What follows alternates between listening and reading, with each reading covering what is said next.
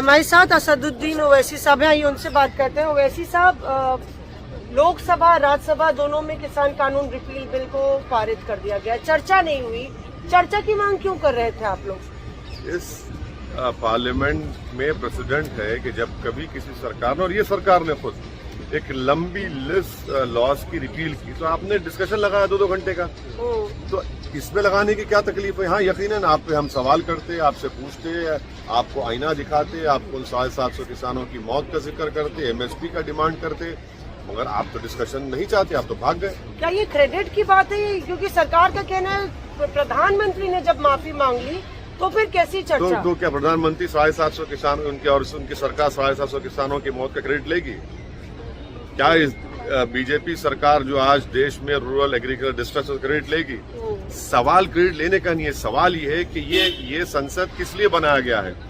ये कोई दिल्ली के बादशाह का महल नहीं है कि हम सब यहाँ पर बैठकर गूंगों की तरह अंगूठा लगा दें। ये संसद इसलिए बनाया गया है कि हम यहाँ पर आकर सवाल करें सरकार से, चुपते हुए सवालात करें, उसका जवाब देश की जनता से पूछे।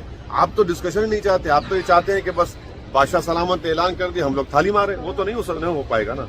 एक और मसले पर आप लोग लगातार मांग कर रहे हैं, सीए को लेके। क्या आपको लगता है कि सीए की जो मांग लगातार उठ रही थी कि उसको रिपील करना चाहिए, अब सीए की बारी है? ये जो फार्म लॉज के रिपील आप बिल पढ़ेंगे, उसमें दो बातें कही गई। एक तो कि किसानों का बड़ा छोटा तबका था जिसने कानून को नहीं माना।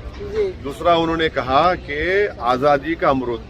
अरे भाई, जो देश की आजादी के लिए जो मुजाहिदीन आजादी थे, फ्रीडम फाइटर्स थे, वो तो देश को आजाद इसलिए कराए क्योंकि हमको संविधान मिले और हम गवर्नेंस करें तो कंसेंट से करें, कंसेंसस से करें।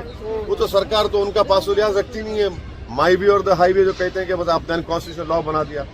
और इस देश में एक बहुत बड़ा तबका है जो देश के संविधान को मानता है, और वो ये कह रहे हैं कि ये CAA का कानून मजहब के ऊपर बनाया गया, जो राइट टू इक्वालिटी आर्टिकल 14 का ग्रेव वायलेशन है।